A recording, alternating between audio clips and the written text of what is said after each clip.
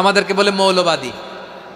আমরা আসল কথা বলি, ভালো কথা বলি, দেশপ্রেমের কথা বলি, আমরা জনগণের কথা বলি, আমরা মা মাটি ও মানুষের কথা বলি, আমরা ইসলামের কথা বলি, আমরা দেশের সমৃদ্ধির কথা বলি, এজন্য আমাদেরকে বলে মৌলবাদ।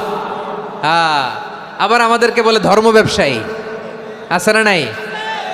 আমরা ধর্মের সত্য কথা প্রচার করি, যেটা দেশের ভালো জনগণের ভালো সেটা উপস্থাপন করি, আমাদেরকে বলে ধর্ম ব্যবসায়ী। আমার প্রিয় ভাইয়েরা, যারা ইসলামের কথা বলে, যারা কোরআনের কথা বলে, এরা ধর্ম ব্যবসায়ী নয়।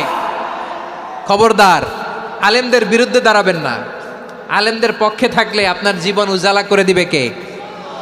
আমার নবীকে গালি দিত গণক, জাদুকর, এরপর গালি দিত পাগল, নির্বংশ বলে, আর আমাদেরকে গালি দেয় মৌলবাদী বলে, আমাদেরকে গালি দেয় রাজাকার বলে। রাজাকার শব্দটা তো এখন একটা অ্যাওয়ার্ড হয়ে গেছে, অ্যাওয়ার্ড। রাজাকার রাজাকার গালি দেওয়ার দিন শেষ। কি দিন আসলো, সুবহানাল্লাহ কইবেন না? আল্লাহ তো আমাদেরকে দেখাইছে, রাজাকার শব্দটা এখন একটা অ্যাওয়ার্ড হয়ে গেছে।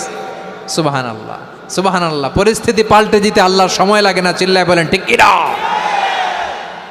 কুন আলিমান আও মুতাআল্লিমান আও মুত্তাবিআন আও মুহিব্বান ওয়ালা তাকুনিল খামিস ফাতাহলিক। হয় আলেম হও, নয় আলেমের ছাত্র হও, নয় আলেমকে মহাব্বত করো, নয় আলেমকে সাপোর্ট করো।